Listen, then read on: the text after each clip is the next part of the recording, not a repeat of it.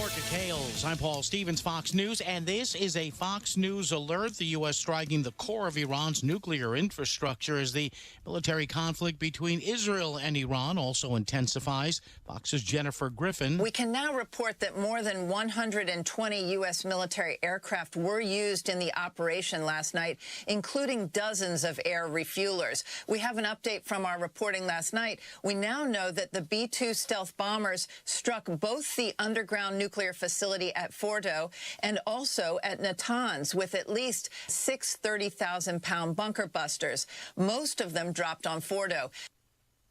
It's the first time ever that the massive ordnance penetrator bunker busters were used during a combat mission. Now, the U.S. intervening in the conflict between Israel and Iran this weekend, hitting Iranian nuclear sites, as we mentioned. President Trump saying the objective was the, quote, destruction of Iran's nuclear enrichment capacity, unquote. Defense Secretary Pete Hegseth earlier today. We devastated the Iranian nuclear program.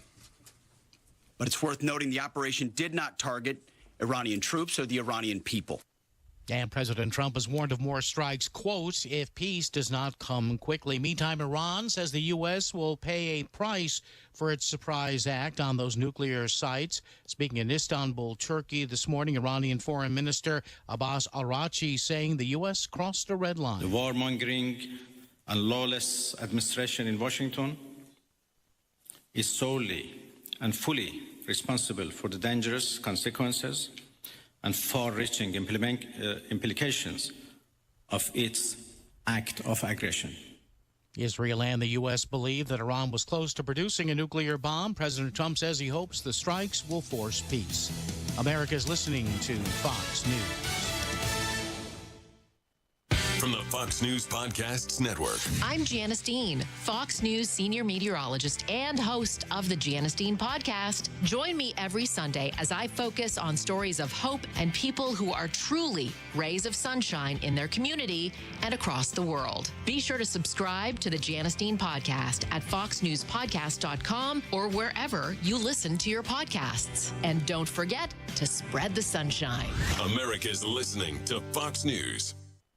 From the Fox News Podcasts Network. This is Jason Chaffetz from the Jason in the House podcast. Join me every Monday to dive deeper into the latest political headlines and chat with remarkable guests to hear their take on American life, politics, and entertainment. And don't forget, there's always somebody doing something stupid somewhere. Listen and follow now at foxnewspodcast.com or wherever you download podcasts. Must listen to podcasts from Fox News Audio.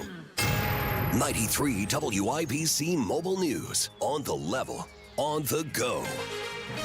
The AC is essential. Sunny and 86. I'm Jake McDaniel. Here's what's trending at 11:03.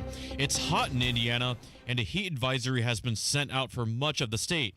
Alexander McGinnis, a meteorologist with the National Weather Service, says temperatures will probably be near or above the triple digits. So when you have a heat advisory or an extreme heat warning, we have both products out for various portions of Indiana. Concerns would certainly be heat exhaustion. When you get dizzy, thirsty, heavy sweating, nausea, weakness, that sort of stuff. You want to prevent that from happening. He says if you have work outside to be done, it's better to do it in the morning rather than in the afternoon because temperatures will be much higher.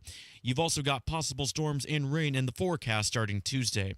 One thing that might determine a lot about who wins tonight's Game 7 of the NBA Finals between the Indiana Pacers and the Oklahoma City Thunder is momentum. On Saturday, Pacer guard Tyrese Halliburton discussed what that looks like. You know, you make a tough shot or have an alley-oop dunk or make a highlight play of some sort, it gets the crowd involved. That's momentum that goes your way. And he says they'll also need to limit the Thunder's momentum-changing plays. Tip-off is tonight at 8 with the winner claiming the NBA title. You may remember those horrible storms with damaging winds on Wednesday. Well, AES just announced almost everyone got their power back early Sunday after many lost it for a few days since Wednesday. And the average price for gas in Indiana is $3.10 a gallon, says AAA.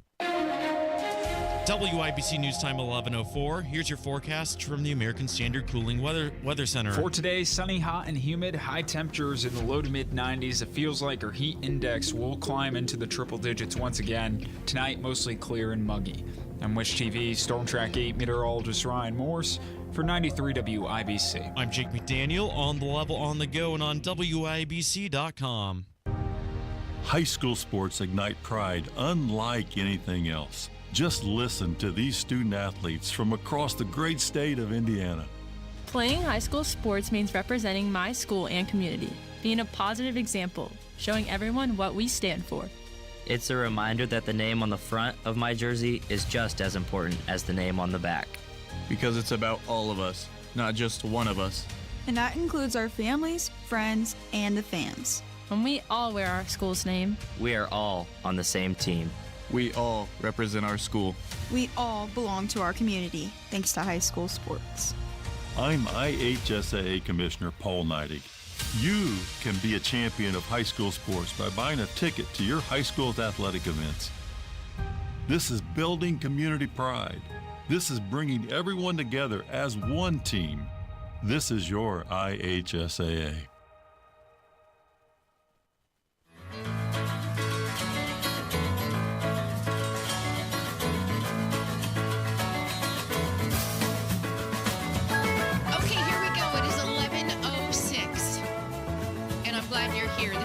First Day Show on 93 WIBC. We will continue to keep you updated on the latest of what's happening in Iran. The latest I understand, and my paperwork is Iran is now threatening. You know by now, America bombed Iran's nuclear sites. Iran is threatening to retaliate. U.S. forces are braced and ready for it. Israel and Iran exchanged missiles this morning, according to this release, and world leaders are responding to the U.S. attack. But we will continue to keep you updated at the top and the bottom of the hour, unless something's breaking, and we'll certainly make that happen with the newsroom. But I'm Terri Stacy, and Denny Smith is here. Good morning, dear one, and don't forget Kylan May. The other big news, it's game day! It's game day. We've got a shout-out today, everybody. Welcome Alexandra Barker. Hey. She's watching us today, too. And you're watching us on YouTube, I do believe. Are we, Kylan?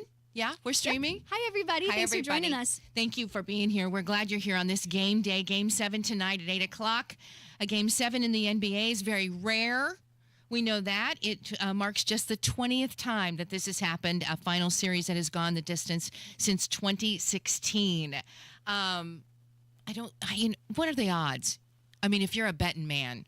I'm betting on the pace. I just betting, think but isn't there odds in? Oh yeah, but I don't do that. You don't pay attention to the odds. People are we an under? I think are we still we're the 8 underdog? points under, yeah. Okay, underdog. we're still an underdog. Yep. I'm really impressed that Hammer and all these guys can bet money on a game. I work too hard for money to bet, and I'm not going to do it. I know. I feel the same way about the lottery tickets, but here's something.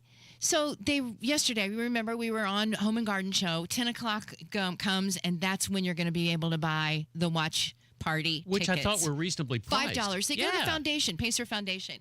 10 minutes, it's over. 10 minutes, it's sold out. And within 10 minutes, they're selling them on the market for hundreds of dollars. And people are buying them. Yes, I looked yesterday. They were going for $173. $173 for the $5 watch party ticket to quite Cambridge. A profit margin. That's how important it is, right, to people. Right? You're willing to spend that money, that kind of money, to be a part of a watch party at Cambridge, which, by the way, ain't bad. I mean, that's going to be a super fun time. Oh, my gosh. It's going to be electric. It's going to be hot. It's going to be just as loud. It's going to be hot. Yep. 92 degrees when just the doors open. Just like the Pacers, maybe? Oh, I like this. Well, maybe. Oh, there you go. Talbot Street Art Fair is going on. Stay cool. Talbot Street. Either of you, you've been, Denny. We've gone to the Talbot Street Art Fair. It's so fun. We have. And it really, these are all mom and pops. They're very artistic, and they make stuff out of anything and everything. I like the one, like hubcaps. They make old metals. They make everything out of the pottery. Flowers. He's right. He said kids these days. They'll do it with anything. The only thing missing is a tattoo artist. No, I bet there's one there. You bet there's one there? We'll go get a tattoo. No, I'm not getting a tattoo. But he should. That should be on his bucket list, right? I wonder if my they brother-in-law's have a the with the sparkles. My brother-in-law is a dermatologist, and I've seen him remove it with the argon laser. Well, you're not going to be removing But that's burning flesh. Well, once you get it on, I mean, it's going to be with you till you're gone. I like the tattoo. It says no regrets. Should we get one for you? No. Maybe for your next birthday? No, and do I it said I here? was going to get an American So flag fun. on my forearm Yeah. for my 70th birthday, and I decided not to do it. I just chickened out. Well, I think many of them are so beautiful. Do you have but any tattoos, Miss I don't. Alexandra? I don't. All right, then shush I'm her the mouth. only one. Kylan's the only one, but You have she a rides a talent- you have a- motorcycle. I do have one. I She's have a a rough sibling and tough- tattoo. We all Oh. have matching ones. Oh. Okay. Yep. A sibling tattoo? Yeah. We designed it. We have a symbol for each of us. We have all little emblems, and then we all have it somewhere on, like, mine's on my rib because I'm an actress. I can't have it showing. Yeah. It's not as easy to have it showing. And then my sister's got it on her leg. My brother's got it on her arm, and the whole thing. If I had Love it. one for my brother, it would be the horse's end. I see my brother. I would. Because No. no, I Denny, would. No. Yeah. No. What would no. you? Okay, would you have a tattoo for your sister? Oh, for my sister? Yeah, you know what? I guess I would. I guess. I mean, if she's listening. Denny, if we're not betting men, could we put odds on you getting a tattoo if the Pacers win? No. I mean, come on. KB's running around in a Speedo in the circle if they what? You win. could just I gotta go home. You got to to do something. I gotta go home to a beautiful woman I've been married to for 52 years, And if I go home she'll with a love you just tattoo, the same. no, she'd say, "What did you do?" If we just put a little tiny basketball that almost looked like a mole on you, she'd never even notice. Oh, like Phoebe Buffet. Yeah, just like right. I mean, like almost a like a little tiny dot. period. It would be just. Like, I want to have control of Alexandra's mic, please. You can. Okay. Oh, you can. You can. We are going to talk Pacers most of this day. We've got Darnell Hillman, the legend, is going to join us here shortly. And we've also got Eddie White. And then one of my favorite fan stories is coming up next. And we're going to talk about that. Do want to mention in programming notes the NTT IndyCar race at Road America in Elkhart Lake, Wisconsin. Very cool track. You'll hear that on our station, WIBC. Pre-race begins at 1 o'clock. All right, so coming up, it truly is one of my favorite stories. I had a chance to talk to a huge fan that is really invested. We'll talk to him, or you'll hear that conversation next right here on The First Day, 93 WIBC. Greetings.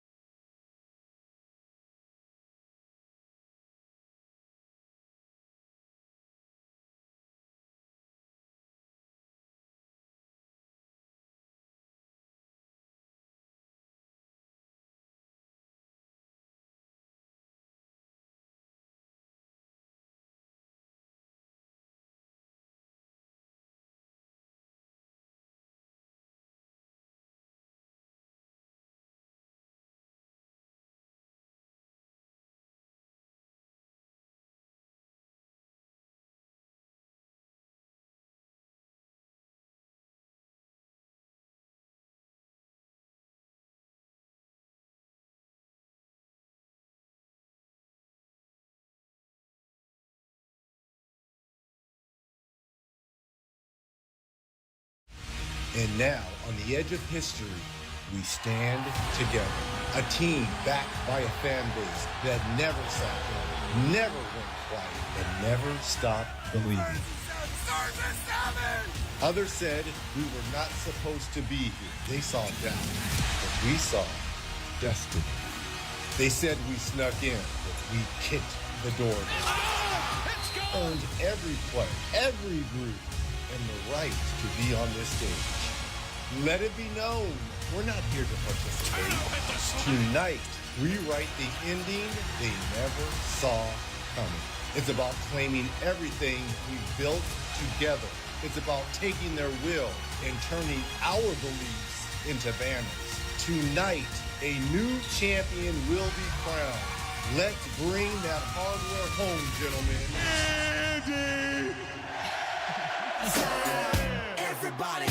Everybody, let's get into it.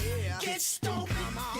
It's 11:18. Already 87 degrees in downtown Indianapolis. Carl, to mostly sunny skies. Looking at some puffy clouds out there. It's going to get a lot hotter. So take good care of one another. Please watch over your animals as well. This has been such a fun time, right? We are having the time of our lives. Moments in time that you will remember forever. Win or lose, you're going to remember this time. And I can say that because I'm old enough to remember other great times in our history when it comes to sports. And it's been a long time, but there's nothing like it. And I'm happy for Herb Simon. I'm the Simon family. I'm happy for really, truly. I saw Nancy Leonard the other day, Slick's wife of 66 years after he passed away. It's already been 4 years since Slick's been gone. Many people give her credit for saving the pace. When they did that auction or when they did that telethon. Absolutely, they do. But so for the fans too, and there's so many great fan stories. One of my favorites is there is a group, Ron Kraft and his dad, David, out of Danville. They are diehard Pacer fans. They are the best. They're part of a group known as the Airport Crew, and they wait at the airport to send the team off, and then they welcome them back home from away games. And this morning I had a chance to, before the show, because he was on his way to working, I had a chance to talk to Ron, and he's about to spend a hot day in the sweltering temperatures as a softball umpire. And I asked him on the phone, I said, "Are you ready for this day?" Hey, I am so hyped right now for the game tonight that I don't care what I'm doing today. But I love what I do here for Tri-West. I've been an umpire for 16 years now for these girls, and 6 games yesterday in the heat, 6 games today. But hopefully at 11 o'clock tonight, it's all worth it, and we're celebrating a championship. Ron, when did this tradition begin of going out to the airport, watching the Pacers come and go? So it's about a 30-year tradition at this point. Growing up, we didn't really have the money to go to a lot of games, and so I used to beg my mom to take me out there. And it actually started with me and her because my dad had to work really early in the mornings when he was still working. And so me and my mom would go out there. I would call around to all the different sports rooms at the news stations to find out when the team had left and when the flight was due in. And then I'd beg mom to take me, and normally it took my dad helping convince her some of those nights. The one rule was always if I didn't get up for school the next morning, we were done doing it. And so it was a fun tradition through the 90s, early 2000s and things like that until I became old enough to start going on my own. And then started going on my own, doing it all the time. I met a friend out there, and him and we were the ones that were originally dubbed as the Airport Crew by Chris Denary, and we did it after every game. And then when my dad retired and was looking for something to keep him active, I was like, hey, I'm working big boy jobs now, and I can't really do this all the time. So, Dad, why don't you go out there? And since then, in the last, I think, 8 years, he maybe has missed 10 flights coming in and out for those guys, and it's awesome. And like I said, it's brought us so much closer with doing this together. And now I have a son who's about to be 13. My daughter just turned 4. They go out there with us as well. It's an amazing family tradition and experience that's just a little bit different than everybody else. I bet the players have come to know you, yes? Oh yeah. The fun part about when Josh and I first started going all the time was that was when Area 55 was the only fan section. And toward the end of that season, George Hill actually approached us and said, hey, we put together a deal for Paul George and George Hill to have their own fan section the following season called the G2 Zone. And he's like, we would like you guys to lead it since you guys are obviously super diehard fans. And so I got tied into the Pacers fan sections back then. And 14 years later, now it's Miles Turner's section, and we're going strong. And I've been a lucky member of those sections for the last 14 years on top of doing the airport stuff as well. That's so cool. Did they leave on Friday? They left Friday afternoon. We were there when they left, and hopefully at around 4 to 5 o'clock in the morning tomorrow, we'll be out there and watching them carry off some extra luggage. Ron, so many of us are so superstitious. Do you have any superstitions when it comes to sports and the Pacers? So I am only superstitious when it comes to sports. For the majority of the playoff games that have been away games, I've actually sat at home and watched them by myself, lights off, just the TV and me. My girlfriend, I invited my girlfriend over for one of the games, and she's like, no. She's like, they've been winning, and you've been watching them by yourself, so you got to stay watching them by yourself.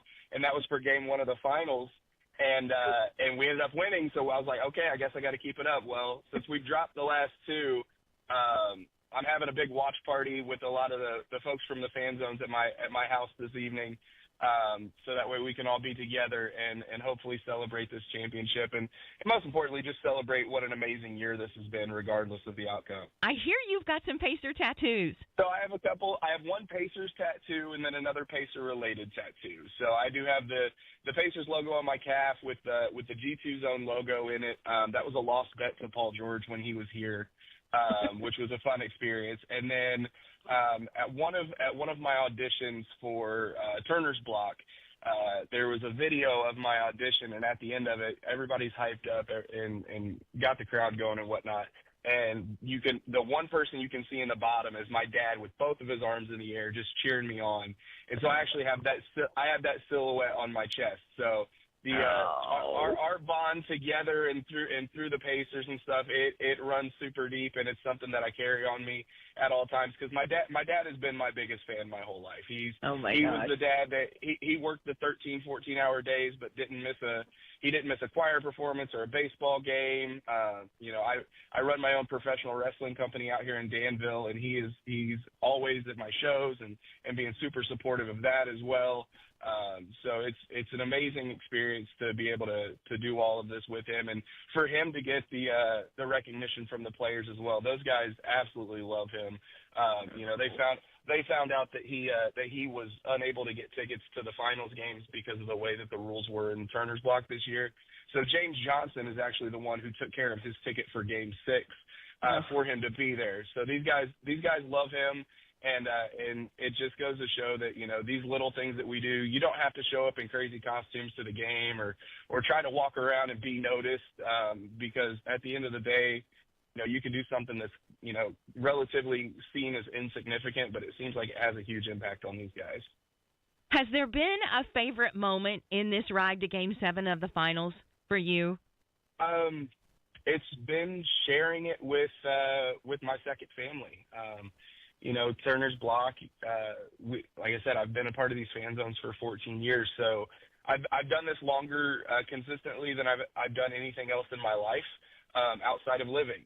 And so it's been a truly great experience to be able to go through this with all these folks that I've developed a bond with, including my father.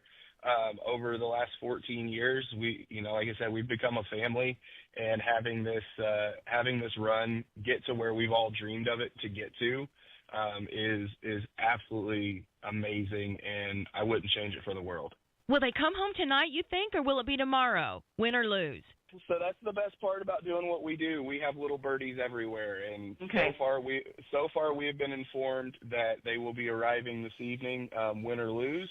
It just depends on what time is going to be the difference in that. So, but you'll be there. You and your dad, your family, you'll all be there. Yep, yep. We'll be there, win or lose, and we'll celebrate a great season. And like I said, hopefully there's an extra trophy case coming off that plane when they get here. That is Ron Kraft, who I talked to earlier this morning. Again, I love this story. I love fan stories. Ron Kraft, his dad, David, they are known as the airport crew. It's part of what makes it Indiana. It Isn't does. that the truth? And not just your love of a team and that bond. I just love it. So I'm so grateful for his time earlier this morning. Coming up, the legend Darnell Hillman. We'll talk to him after the break right here on the first day, 93 WIBC. It's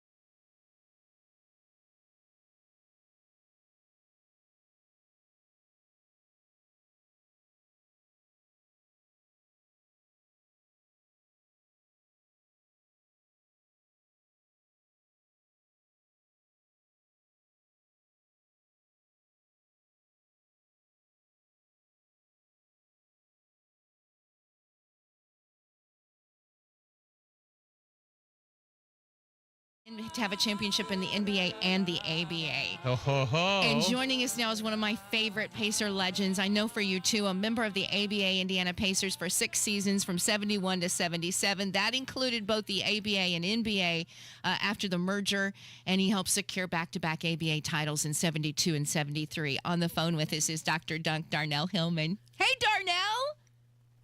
Hi, how are you? We are great. What are you doing this morning? I'm actually at the grocery store in the parking lot waiting on your call. You're the best, Darnell. He's so good. Well, Darnell, I'm grateful. I'm truly grateful right now to have you with us because, you know, you've been a face of the Pacers camps and clinics and alumni relations. What do you love about this team you're watching today? How fast the chemistry between all of these guys formed. When we started the season off, we had the players, but the chemistry hadn't formed and they didn't know each other. But how quickly after the All-Star break, this team came alive and just started marching forward, down by 20, 25, and come back and win ball games. You don't do that very often. They did it a lot this year. I know. And I'm very impressed with that. Don't you know, I know, and I think I know, I might not know, but TJ McConnell, I think, is one of your favorites too. And he reminds me of Billy Keller, right? This energy. Does he remind you a little bit of Billy Keller? That he does. That's my favorite player right there. I always look forward to when Carlisle puts him in because I know he is going to push the ball up the floor and pick up the pace and continue the winning ways of this franchise. He's a winner. Darnell, this is Denny Smith. First of all, I grew up watching you. You're a couple years older than I am, but I want to congratulate you on having the best afro I have ever seen in my life. It was at least 18 to 24 inches across. But what's the difference between the way you guys played and the way they're playing now? Oh, that's a good question. We played with we looked at a ball player's skill set, not so much his size, but what he could do with the basketball. Then on given nights, you're going to look at and see who's guarding who. And if our player had a weak defensive player on him and he had a pretty good hot hand that night, all the balls went into him. Take advantage. You're on. You're seeing everything. You're in the zone. We're going to go with you. So we shared the basketball a great deal, which we're seeing with the Pacers and also with OKC. Most teams look at 1, 2, maybe 3 players. What I like about the Pacers, we played 10 to 11 guys every night. That's what's gotten us here. And he's still continuing to do the same thing. You don't change it if it ain't broke. And right now, Amen. Our 10 or 11 players got us into this position that we're in, and coach is continuing to use them and believe in them. And hopefully they believe in themselves, and we'll come out of here with a championship. Because the other thing about this franchise, you mentioned it earlier, we won all of our championships on the road. Oh, yeah. Here's a great way for this team to continue tradition. Yeah. Well, Kylie? on top of that, the last time the Pacers, you guys won a championship was in 1973 against the Kentucky Colonels. And as you said, you were on the road for this game, and it was Game 7 on top of it. You're in the same position as the Pacers right now. Do you have any advice for them? If you could talk to the team and give them a hype up in the locker room? If I were to say anything to them, I would let them know that the most important thing tonight is going to give and be about your effort. You, as a ball player, as an athlete, you don't know when you'll come to this opportunity again to win a championship. And there's been a lot of guys that have played many, many years never getting to this position. So you've got to leave every single thing that you have out there on that court and play as a team. You win as a team, you lose as a team. And if they can keep that in mind and share that ball, I don't see them having a problem tonight. We played better on the road than I've expected all season long, and this is just another game on the road for them. This is Darnell Hillman, the great Darnell Hillman, and as you mentioned, that 1973 championship game. What was that celebration like? after clinching that title in 1973? It was a lot of champagne in the locker room. We doused champagne on each other, and then we happened to have a few news reporters in the locker room that may have said things about us in the past that we didn't like. They got covered with champagne. They didn't have a change of clothes, so they had to go home. Sticky cameras. I like that. Champagne. Darnell, you were love one of that the story. you were one of the few people that were drafted both by the ABA and the NBA. I think you were Golden State Warriors at the time. Why did you choose the ABA at the time? Well, at the time, I was just coming out of the service. I was not aware of the NBA's draft.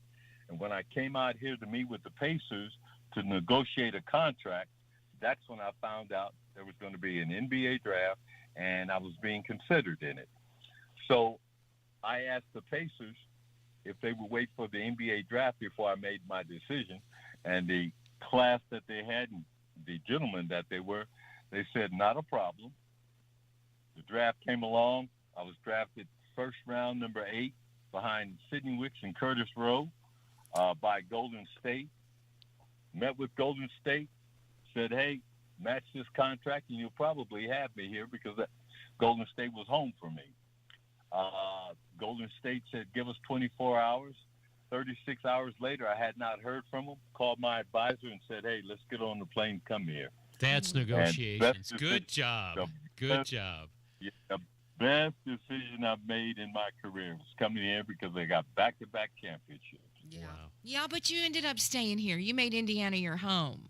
And that's pretty special, because the fans loved you just as much as we love this team now. We loved that team in 1973, 1972, 1970s. We loved the ABA. It was that friendship. And I think that's what it feels like watching this team. There's a real honest-to-goodness friendship between this team. And that perception was that that's the way it was watching your team, too, in the 70s. Is that true? Very, very much so. Even more than friendship, we were more like family. We seemed to want to hang out together all the time, even during the off season, during the regular season. We'd go on a 2-week road trip, be gone for 17, 18 days, come home. Little lady picks you up at the airport, takes you home. You drop your bags off in the house, and, hey, I'll see you later. Where are you going? I'm going to hang out with the guys. Well, you just got into town. When is my turn? So we had a very, very strong kinship between one another, and we still do right now till today. I just spoke with Bob Nedlecki night before last. Cool. Billy Keller's in town. We were at the ball game the other night, hanging out. And Steve Green is here in town. Oh, my. And I, from time to time, talk to him. So any of the ABA guys that are around, we are still in contact with one another. I love it. I just love it. Kylan? Oops, You talk about the love with Indy and the fans having this love for the Pacers, and that hasn't stopped. It's been 52 years since that last championship that we won. Talk about the fan base and being able to witness all of this on this other side of history. Well, now our fan base back in the ABA days, of course, we were playing at the Fairgrounds Coliseum. We were very, very close to the fans because they were very close to us. Yeah. There was a lot of personal interaction. Loved it. Yeah. Loved it. And that was the bond between our fans and the Pacers back then. Now, today, it's a little different. The fans are a little further away, and as long as the team and these players today will give 110%, these fans will support them, win or lose. Yeah. And I've seen moments where we haven't been so well, and you can see it in the up there in the stands where there's a lot of empty seats up there. But now, looking at this stadium the other night, the past several nights, all the way to the very top, every single seat is filled, and we don't have a bad seat in that building. Regardless of if there's a concrete pillar there and you're at the very top of the building, you can see the entire floor. So seeing these fans and spectators come out to support these guys is real special. I hope these guys understand and remember that. There's been some talk about Nancy Leonard.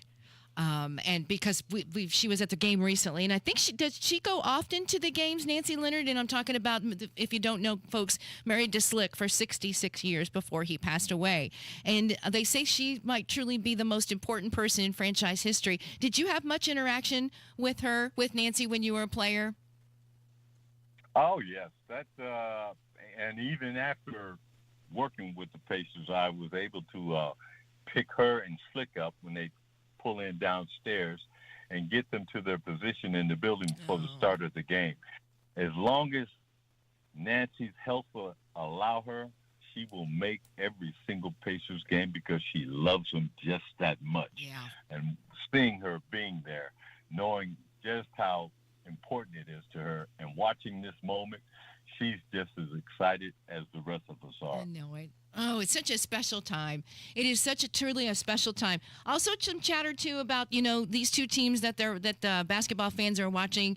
The viewership may be down because there are not big superstars that are playing within the league with these two teams. And then you start to wonder, well, how do you define superstar? Because I think I'm seeing a lot of them.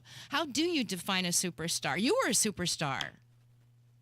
Well, and again, I think the media does a great deal of that versus the fans. Yeah. Spectators and fans will see a lot of folks that are superstars in their eyes, but the media seems to control that narrative. We have a great team, which this is what Indiana has always stood for, is team basketball. Yes, there's always going to be a star or two that stands out, but as long as we play as a team, then everybody's going to be happy because they're all getting to touch the ball. Some of these other teams you see out here, only 3, maybe 4 guys really get to touch the ball actively. Everyone else is just looking for an opening to get their chance. So this team here, yeah, we probably have 3, maybe 4 guys potentially that could be considered a superstar had they been with other franchises. But they're here. It's basketball in 49 states, but this is Indiana. We grow basketball. There you go. Great. Yeah. All right, let's do it. great. Let's let him go to the grocery. Yeah. Let's get him. Let him Dr. get. I Duck. keep thinking about him still sitting in that car waiting to go to the grocery. Good luck. Okay, listen. Where are you going to watch the game tonight? You going to the watch party, or where are you going? Oh no, I'll be right at the house. I've got a little ritual that I do. I empty my sock drawer. Oh. What? When the guys aren't playing like I know athletes should play, that TV gets bombarded with socks.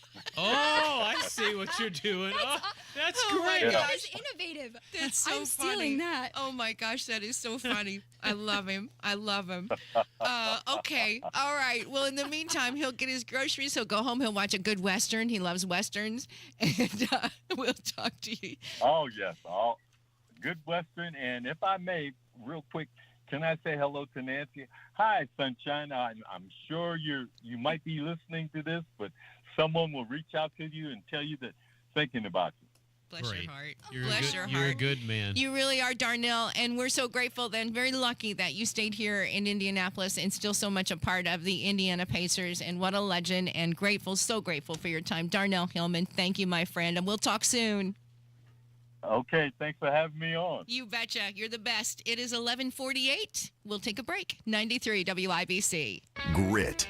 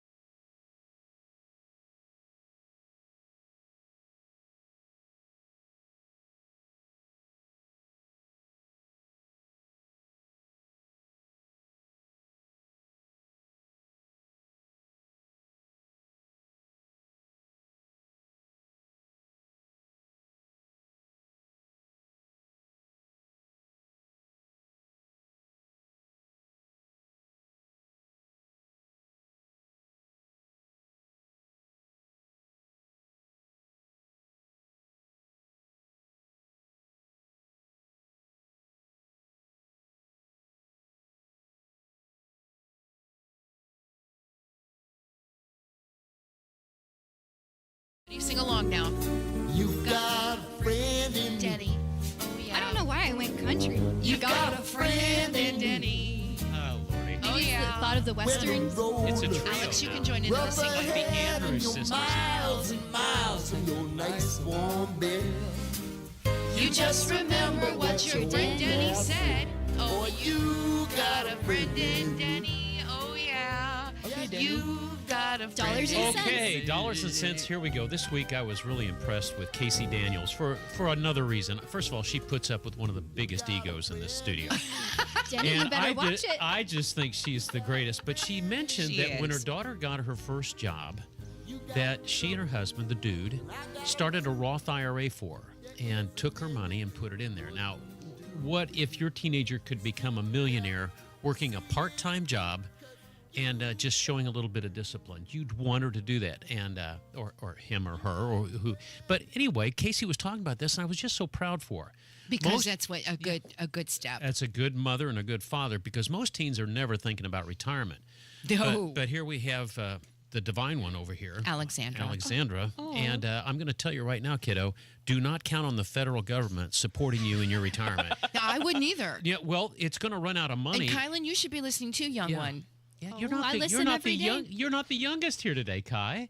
Look at that. I know. How about that? We're in it together. But Doesn't anyway, feel good, Social does it? Security is going to run out of money by 2030. Now that's 2030? That's 5 years away. So Terry, you'll probably be one of the last of the ones to get in on the Salt Lick. All right. Well, so that's awful. So I'm cooked, basically. Yeah, is you're what I'm basically cooked. No, I'm going to tell you how to do this. What you want to do is you want to open a Roth IRA as young as you possibly can. The secret of making money, according to one of my old heroes, Richard Russell, who wrote one of the first financial newsletters. He made a little bit of an advertisement in the New York Times and also in the Wall Street Journal, and he just talked about managing money. And he was the one that says, given time and a proper interest rate, the secrets of compounding will save you and for the rest of your life. So I'm going to give you two examples, okay? Okay. One is a person who starts at age 19, saves $2,000 a year for 7 years. Now, just 7 years. At 19, starting at 19. The second one starts when the other one stops at age 26 and puts $2,000 in, not for 7 years, but for the rest of her life. Which one has more money by the time they're 65? The later one. The first one. Oh. That's the power of compounding. Well, I thought it would be a trick question. No. That was naturally, I'd say, the one that started at 19. They will both be millionaires. But the one that starts early at age 19 and gets the time value of money going, it goes really, really slow at first. And it's almost like I'm never going to understand this as a kid. But the truth of the matter is that if you can be disciplined, forget about it, save first, spend second. I'm looking at you, darling, over here. Okay. But that is the secret. Save early, and let it compound. Pay yourself first. Pay yourself first. Now, if you ever want an allocation for a teenager who's starting this, or even somebody in their mid-20s, drop me an email at denny@wibc.com. I am a CFP practitioner. I'm retired, but I love getting kids started off. Mm-hmm. As a parent, he who understands interest rate earns it. He who doesn't understand the interest rate pays it. So make sure that your child is one that earns it, and you will be so surprised. A Roth IRA is the single best graduating gift. It's the single best wedding gift. It's the single, all rolled into one. Start early, stay steady, let time do the rest. And this summer, your teen, you can help them open a Roth IRA because a Head Start could mean everything. But just 7 years, you save $2,000, 7 years. And for the rest, $2,000. and don't touch it until you're 65. You need a little bit of thing. I wish No I didn't know touchy. that before. No touchy. Leave it alone. But you will be a millionaire. And if you keep putting the money in. You'd be a millionaire, but then how much is a million of the value in those days? Here's the looking best ahead? thing. The time value of money, it will self-correct. So what is the equivalent of $1 million today? Maybe $10 million in the future. But you will have that if you were part of this program. Okay. Roth IRA early, get going, compounding, and time. It's just financial magic. Great, Denny Smith. Thank you, thank you. You sound like Tony the Tiger over You there. betcha. 88 degrees. It's game day, and we've got the very latest of what's happening in our world as well. I had to take a breath. Eddie White joins us after the news. Oh, boy. Thanks for joining us, everybody. It's the first day on 93 WIBC.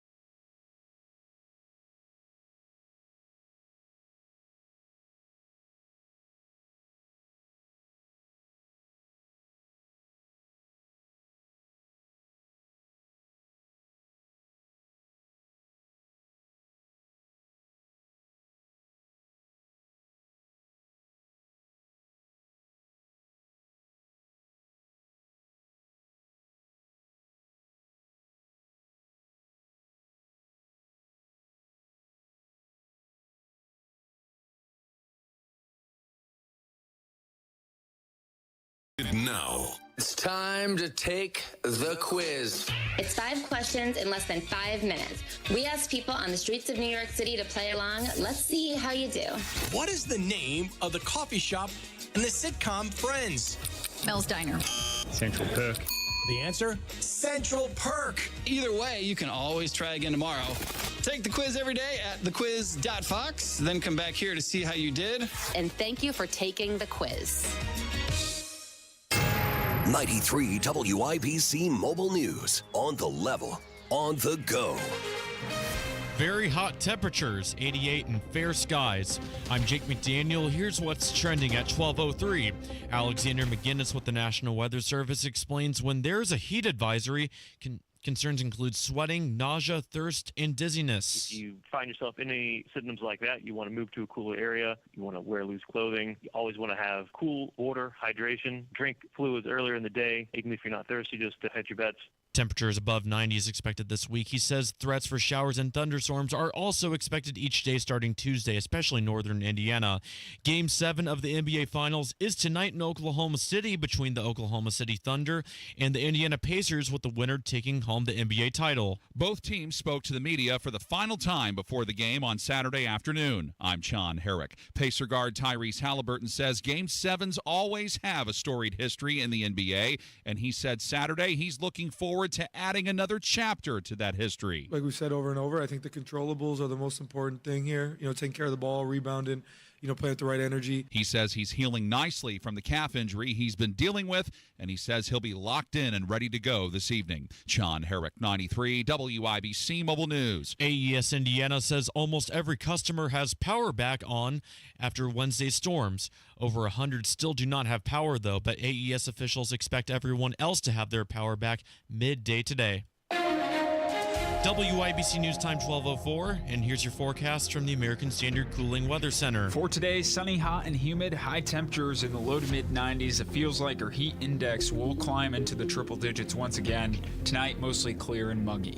I'm Wish TV Storm Track 8 meteorologist Ryan Morse for 93 WIBC. I'm Jake McDaniel on the level on the go and on WIBC.com. At the IHSAA, we love when student athletes understand the real purpose of playing high school sports, like McKenna Cruz from Greenwood Community High School. I love competing for my high school, but I don't play for accolades, records, or to earn college scholarships. For me, it's about more than winning, playing time, or trophies. I play high school sports because they help me grow alongside my friends, develop character and integrity, and learn life lessons I'll carry with me forever. Soccer reminds me of the power of teamwork and how we can help each other succeed. Track teaches me to focus on the things I can control and not worry about outside noise. High school sports show me the value of discipline, grit, and representing my community with dignity. They prepare me for life, and that's why I play. I'm IHSAA Commissioner Paul Neidig. Support student athletes like McKenna by buying a ticket to your high school's athletic events. This is being a champion of high school sports. This is empowering student athletes. This is your IHSAA.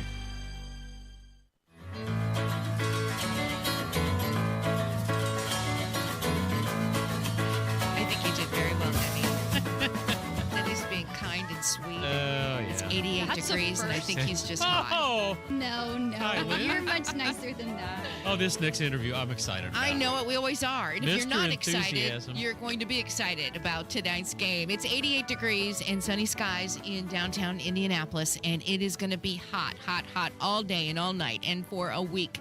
Please look after yourselves and your loved ones, and please, if the cement's hot, the tar is hot, don't take the dog out. Yeah, it's hard on their paws. Hard on their paws. Walk them in the grass if they Yeah. got to go potty, but, I mean, just remember that.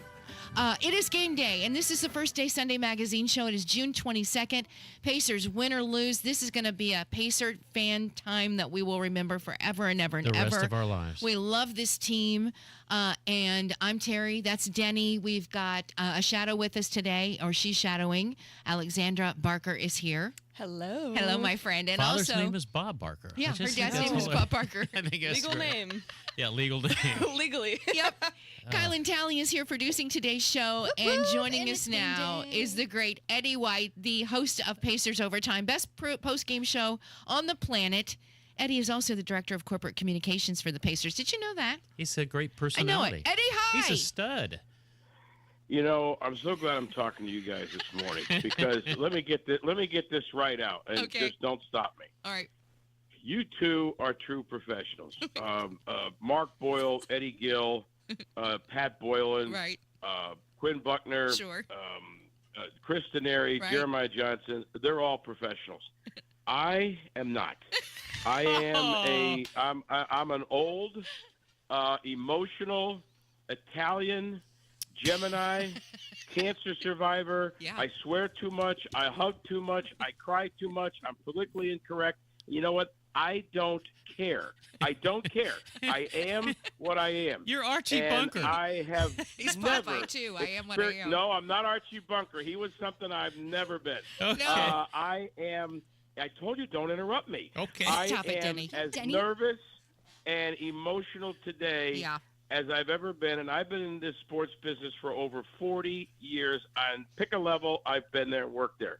I have never felt the emotion I feel today, and it's not just for those of us who are here experiencing this, whether it's Pacer fans who grew up here, lived their whole lives here, and still living here and never thought this moment would be here, or the people who grew up here and because of a job they're living in Naples or in New York City or Houston, Texas, and they're following this, or they're international, or the people that I met in China or Taipei or London or France or Italy who love, for whatever reason, love this basketball team. Mm-hmm. No, I'm thinking of Melvin Simon. I'm thinking of Slick Leonard. I'm thinking of David Benner, George McGinnis, Mel Daniels, all these, and there's many, many more people who died, have passed, but loved this team. Tonight is for all of us. In a world where you can't get two people to agree on anything, people are either right or they're left. Yeah. They're either this or they're that. Everybody is united in one direction, and that's to win this championship. And for this team, this is not a team led by LeBron James. This is not a team led by Kobe Bryant or Patrick Ewing or some superstar. This team plays frickin' basketball the way John Wooden wanted it to be played, the way Bill Green wanted it to be played, the way Scott Heddy wanted it to be played, Bob Knight, Gene Cady, Slick Leonard. Right. They play as a team. They're united together. My God, for Indiana, for the sport of basketball, there is a win tonight for all of us. Tonight will be freaking glorious. I cannot wait. I know it. I know it. Oh my gosh, Can I that's so sit good. down again? I loved it. Oh my God. love. That's why we have Eddie White. I wish that you'd was show so a little good. enthusiasm. So good, so good. Now, Eddie, I hate to even say it out loud because I don't want to jinx anybody or anything, but if the Pacers win this championship, you know the fans better than anybody else. What are the odds that the fans in Indianapolis will turn over a car? I don't think so. I don't think so. I don't think so. I don't think so. I think, listen, you saw in this series, the one thing that has been very beautiful, there have been a lot of beautiful moments I remember, is that the people from Indiana who went out to Oklahoma were greeted with kindness, even when we beat them in game one. We stole that game. They were like, well, that was a good game. You guys played well. We're going to get you in game two. No one threw garbage at anybody. Nobody gave the finger. Nobody grabbed the microphone and swore at somebody in the stands. No one did that. And no one does that here. Well, I guess somebody did in Indiana. But, I mean, we don't do that. Our fans act with class.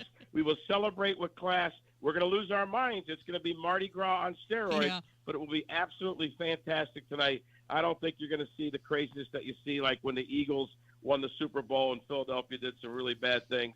No, the Indiana people, we get it. We know what it is, but it's going to be absolutely marvelous. And I do expect the Pacers to win the world's championship tonight. I know it.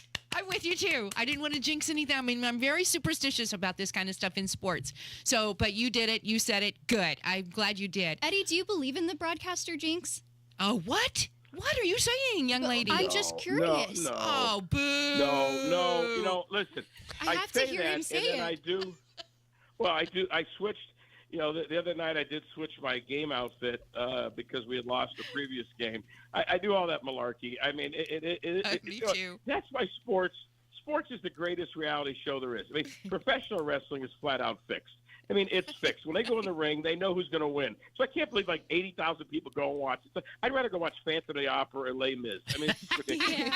But real sports, whether it's a sectional, whether it's the Southport sectional, or it's the IHSA State Championship for girls soccer, or whatever it may be, it's the greatest reality show there is. And there's stages that are bigger than others. I mean, let's admit it. Broadway's a little bigger than Beef and Boards. But this is Game 7 of the NBA Finals. This is the equivalent to the Super Bowl, which reminds me of one of the greatest moments from the other night, that glorious victory that we had. It wasn't just a win. It wasn't just all the stuff that went on it. There was a moment when on the big screen, they showed this guy who was sitting about, 8 rows up in the lower level, but just sitting in the middle of the fans. He was wearing the gold T-shirt that was over the chair. He put it on, had a hat on. He's pulling the shirt like, come on, let's get this. It was the head coach of the Indianapolis Colts, Shane Steichen. Doing that in that shirt doesn't, first of all, it tells you the class of that individual.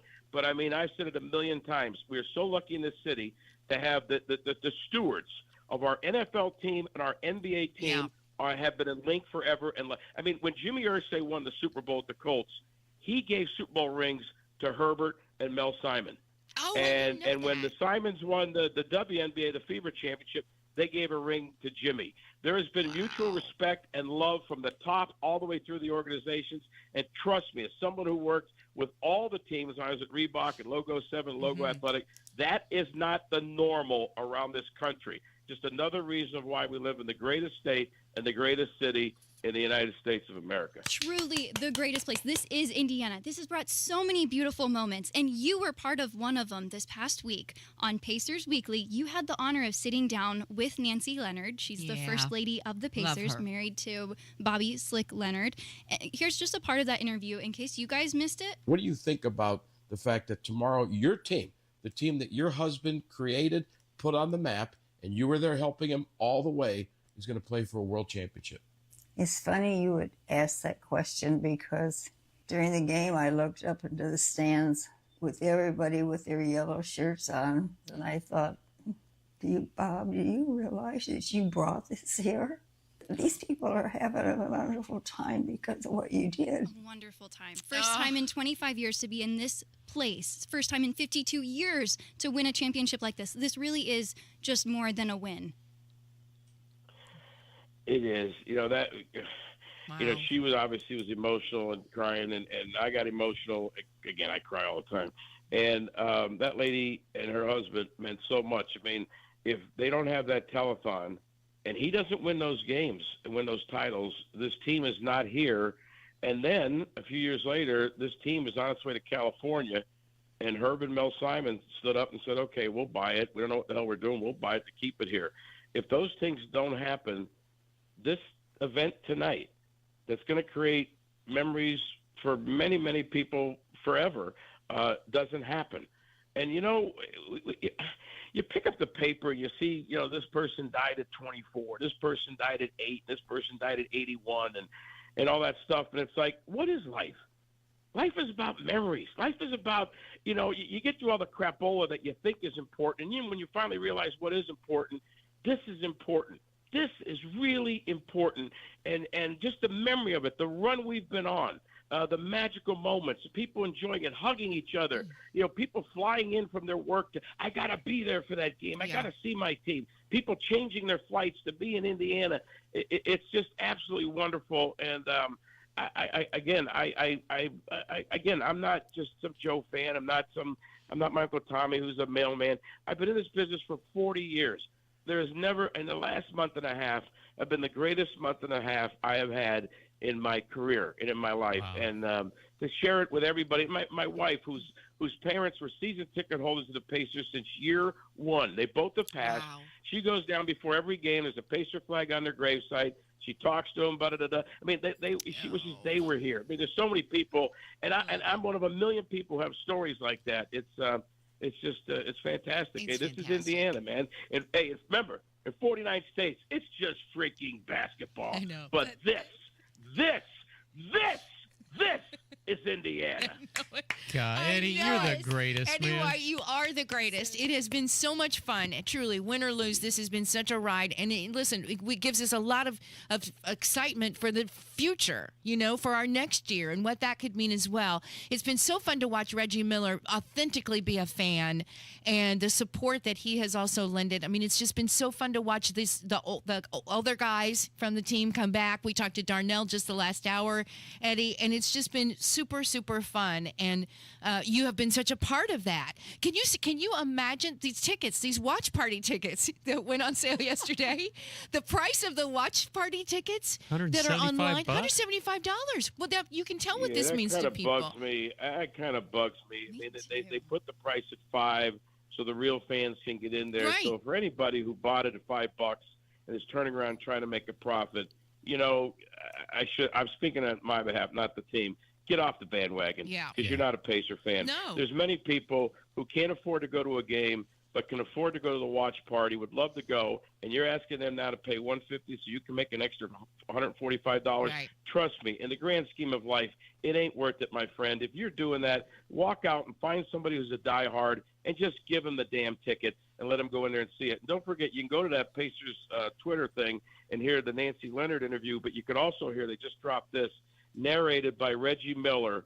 If you haven't heard it, you got to hear it. And you guys, I guarantee you, will end your show with this. Okay. Reggie Miller narrating what today means to the people in Indiana. It just dropped. I guarantee you, you're going to end your show with that because it is fantastic. And I do apologize for being I do apologize for being a flat line this morning. I'm nervous. I'm not my usual normal energy today. You are so perfect Eddie, every time. You are so perfect. And everybody, truly, Eddie, we're going to let you go. But whatever the outcome, you're going to be able to express your cheers or your tears on the best post-game season on the planet, post-game show on the planet, Pacers post-game right after Game 7 on our sister station, 93.5 and 107.5. The Fan. Eddie, thank you, my friend. It's been so fun having you with us. Just remember, I know you got hard outs, but just remember, when we win tonight, this post-game show is going to be like Lionel Richie.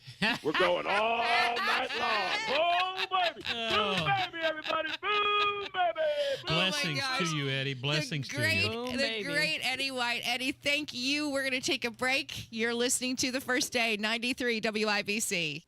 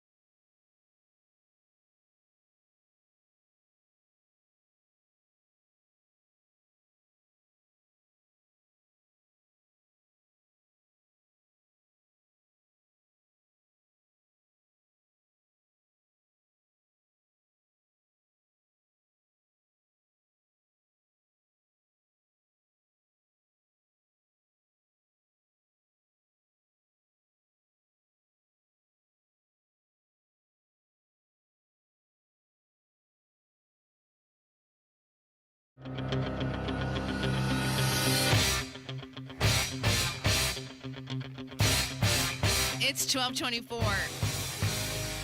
No, 12:25.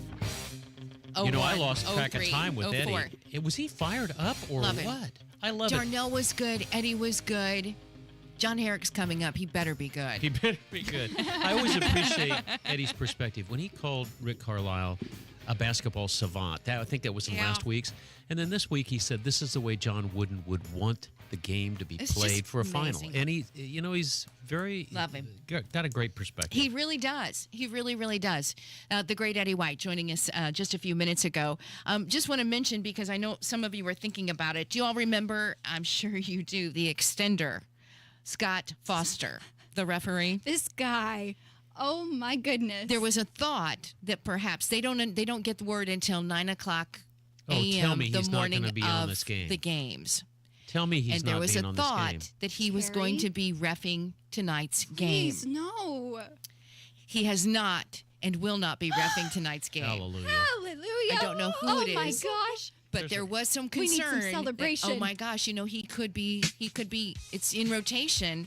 It could be his turn to ref again. Oh boy. Well, so Sorry. that has been decided. I hope I'm not wrong. You know what Mom says? If you can't say something good about Oh my somebody, gosh. just keep your mouth shut. The extender. Your mouth is Scott Foster. A moment of silence. Okay, so we were talking to Eddie White, the great Eddie White, and he mentioned that he wanted us to listen to something that just dropped with Reggie Miller's voice narrating. Right, Kylan? Do you have it? Yep. Okay, here we go. This is Reggie Miller. This is it. Game 7. The moment we've all been fighting for. And now, on the edge of history, we stand together. A team backed by a fan base that never sat down, never went quiet, and never stopped believing. Others said we were not supposed to be here. They saw doubt, but we saw destiny. They said we snuck in, but we kicked the door down. Earned every play, every group, and the right to be on this stage. Let it be known, we're not here to participate. Tonight, we write the ending they never saw coming. It's about claiming everything we built together. It's about taking their will and turning our beliefs into banners. Tonight, a new champion will be crowned. Let's bring that hardware home, gentlemen. It's a great Reggie Miller. This is Indiana. I just wanted to pause just a minute. Amazing. You know, I was just thinking about this and thinking about this team before we get to the news. And Denny, you probably can confirm this, but watching the Pacers, it's still a business, right? Oh, yeah.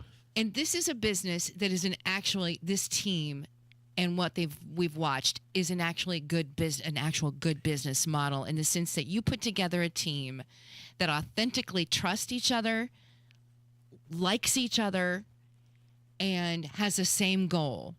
Ultimately, then you've got magic. It's the entertainment business, and that's behind the scenes. What's in front of the scenes is what we call the customer experience, and it is a new part of the business community. It's called CSX, and you focus on what the customer feels. So who's the customer? It's the fan. It's us. And this team at Simons has put together things that are experiential and will be ever remembered by anybody who ever goes to a game, whoever buys the gear, and they are so generous. I mean, they took their whole team, their employees, they took them to OKC. Right. To show them Do you know how appreciation, much to be that part of costs? that. I can't imagine. I don't want to know. Yeah, but they did it, and it's the whole idea of the customer experience, sharing, doing unto others. If they were fans, this is the way they want to be treated, and God bless that organization because they have figured it out. That could be in the Harvard Business Review, the way they have treated things. I agree. And also in this, you talk about that experience. I think they said that there are 20 different yellow shirts, versions of the yellow Pacer shirts that they have been putting on since the playoffs began on every chair for everyone to have. Wow. And so downtown, at least in the downtown area, that's where I am, you see every yellow shirt of every variation. So again, it's a shirt but we love them. And it's, again, it's part of the experience. But this model that they put together, that would go, I would think, would go to any business, that when you put together the right team that trust each other, like each other, respect each other, and management, And then don't you've got forget the magic. customer. And don't forget the customer. It's that simple. So OKC there's your little wishes. business information from me, your little business school from me, who knows nothing about business. Huh? Monkey business. Should we take a break? Anything? Anybody from anybody? Anything That from sounds anyone good. in the room? Kylan's about to pass out over there. Okay. All right. Oh, did you turn me off? I was trying to turn Danny off. we have to go to break. Okay, bye. Greetings from R&R Agent.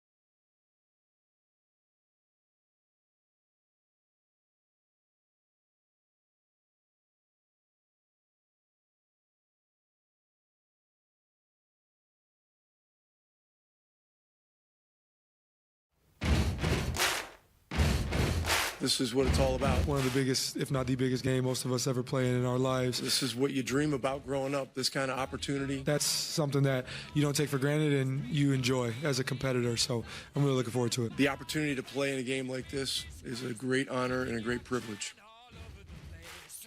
I'm nervous. After they beat Cleveland, I'm nervous they were going about off it. to New York, and the coach said, "You are 8 games away."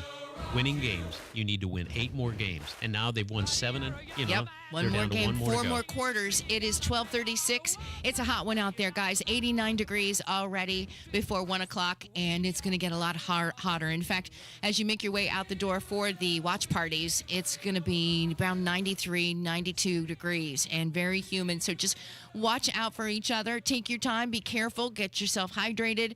On the phone with us is News Director John Herrick. Hey, John. Hi, Terry. How are you? Nervous? Hey, boss. How's How it do you going? feel? I was telling you this a little bit yesterday. I mean, basketball was my first sport that I loved. So whenever I go and, the Pacers were the first team that I ever followed. So it's Bill Benner said it best in the 90s when the Pacers kind of came to resurgence.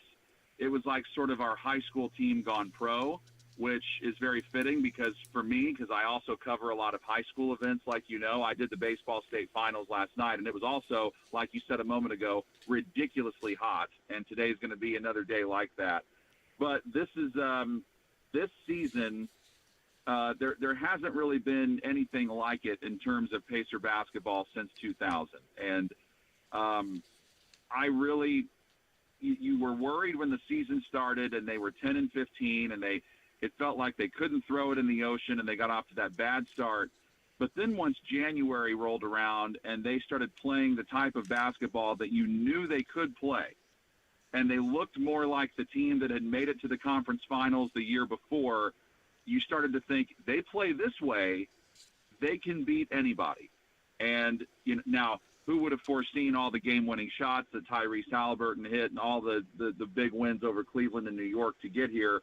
And then to force a Game 7 against a historically great Oklahoma City team, I think no matter what happens tonight, I think Pacer fans have to be pretty thrilled with how this season's gone. I know that you have been to, you cover the games. You've gone to the games, the playoff games, and I'm told it really is. It's almost, I'm sad it's not back here because I understand that Thursday night was as loud as anything anybody heard. True?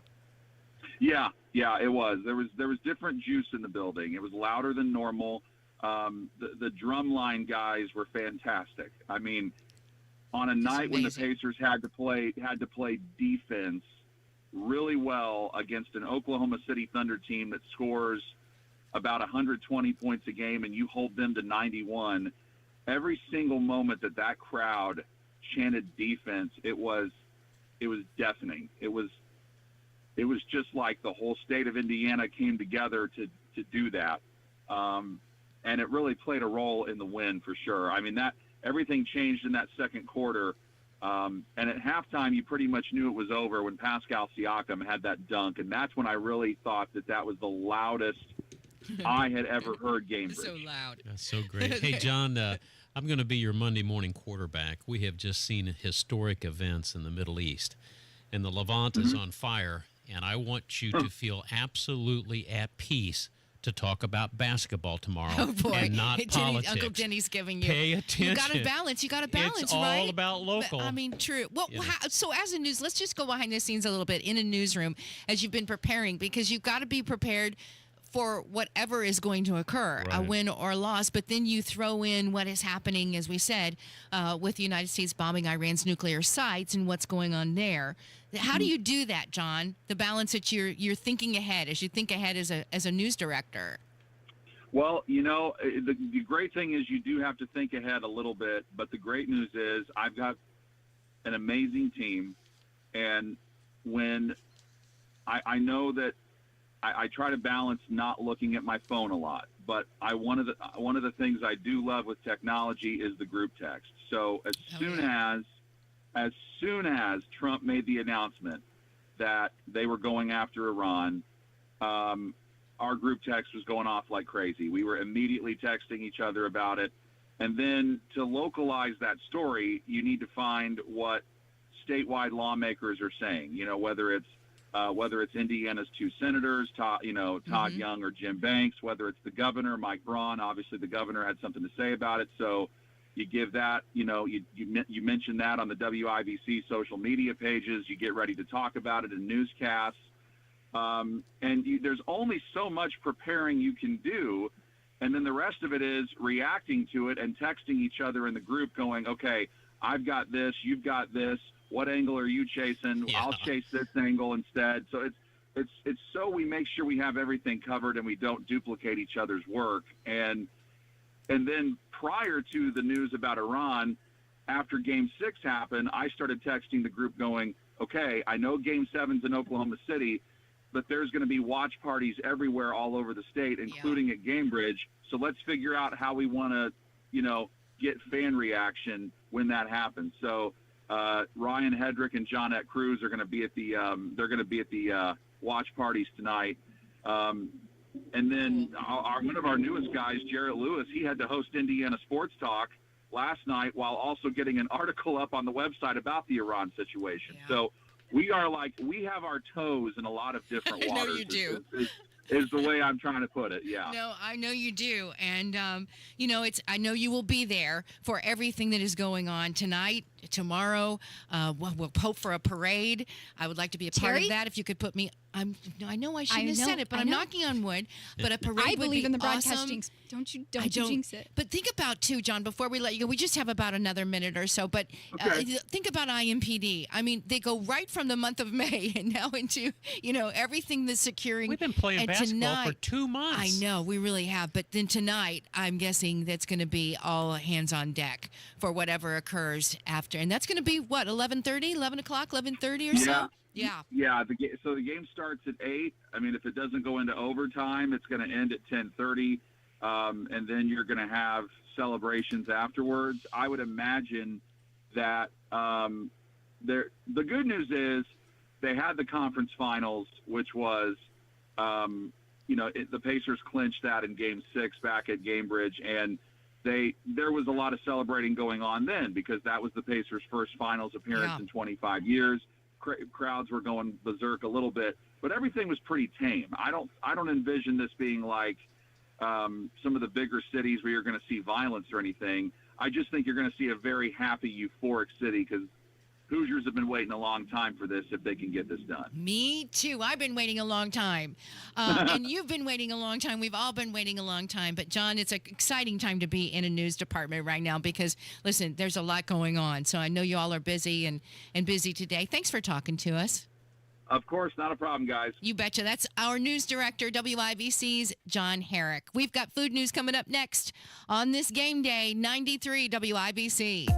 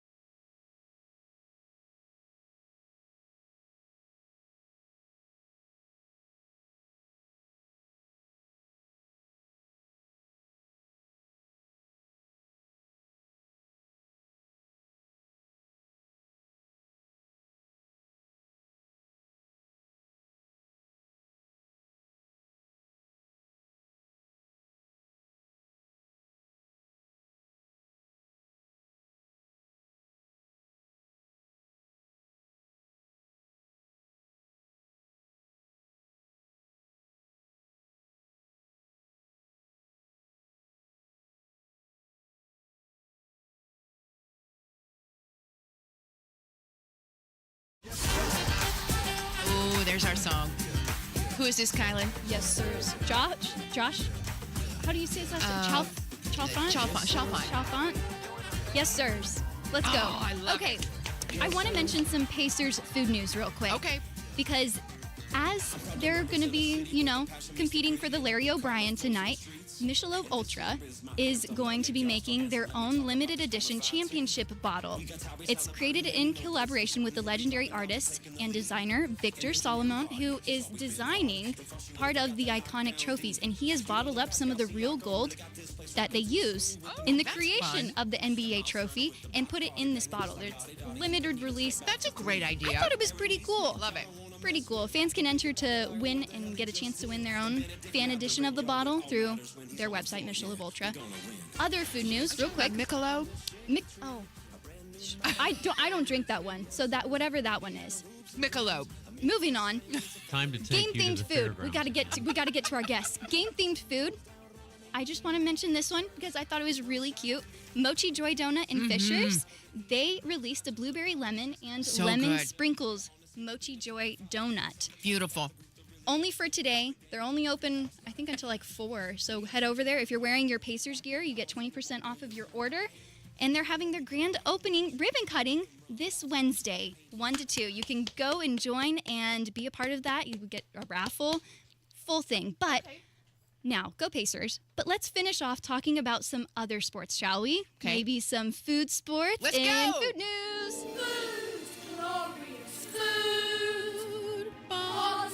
Hard Truth Distilling Company is partnering with the World Food Championships to host the 2025 Charred Truth Live Fire Invitational. It's happening this next weekend, Friday, June 27th and Saturday, June 28th at Hard Truth's campus in Brown County. To talk about it with us, joining us is Ian McCabe, President of Business Development for Hard Truth. Ian, thanks for joining us. Thank you for having me. It's really exciting to be able to talk with you and to talk about the Charred Truth.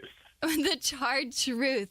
We've talked about some of these qualifying competitions on this show previously, and there's so many different avenues to go, from noodles to slow cooking. Why did you guys go with live fire cooking instead? Oh, I love that question.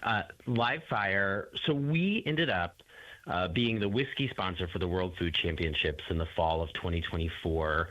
And while we were there, we made some very great deep connections with some of the live fire chefs who were there, some of the barbecue chefs who were there. And we found some really great synergies between live fire cooking and its immediacy, the sort of spectacle of it, the fact that it's, it's not a new art form, but it is a growing, form of culinary expression that's a little bit different than barbecue, even though it's sort of in that world of barbecue. And we saw that as a strong connection, and being outside and having a drink and cooking great food, they all go really well together. And so when Mike McLeod, approached us about continuing the partnership, and we said we would love to host a competition here on site, and we talked about barbecue, we talked about a few other things, and we really found that the real heart of it was in live fire, which is this sort of up and coming,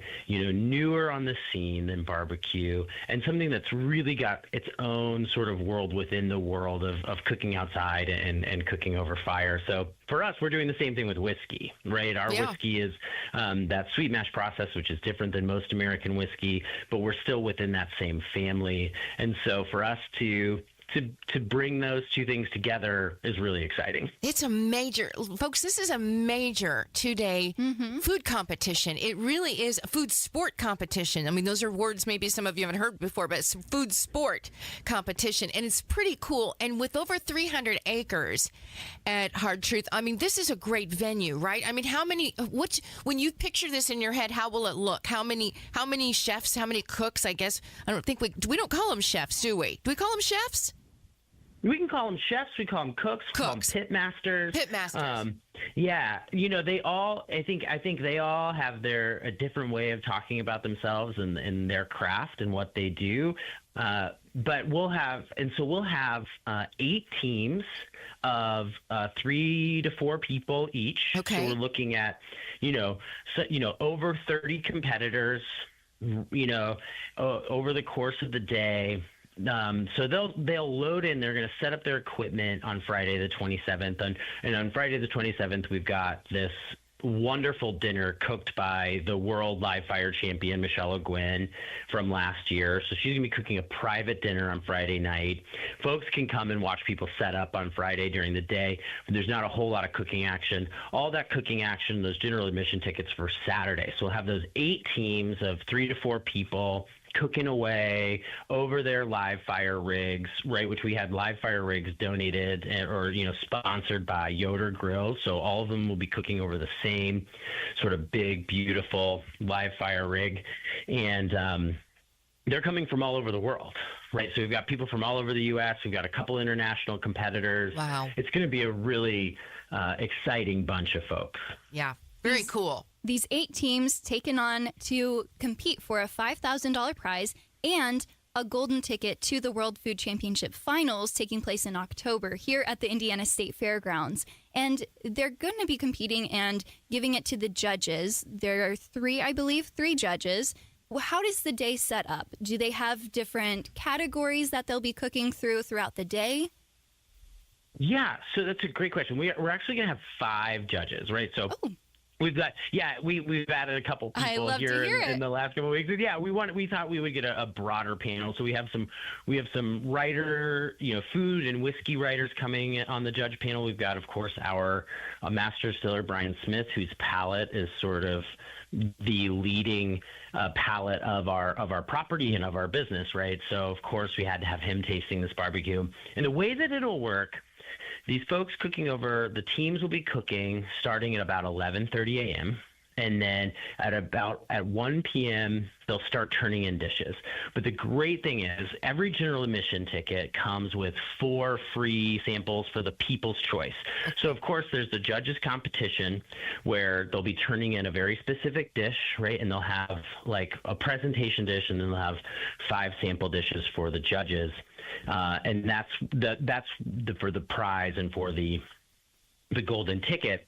But folks who buy their general admission tickets will be able to come in and sample from at least half of the teams and taste what they're cooking all day.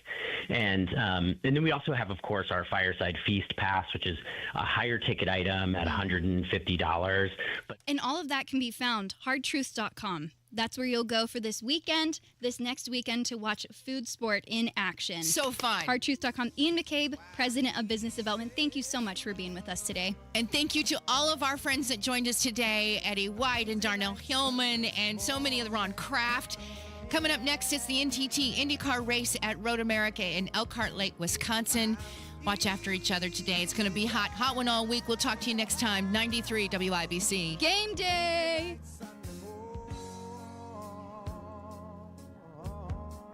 Mark Dietel, the only local real estate agent I would trust to sell my home, the only local real estate agent I'd trust to find me a new one. How about John in Greencastle? He bought a home in Greencastle, right?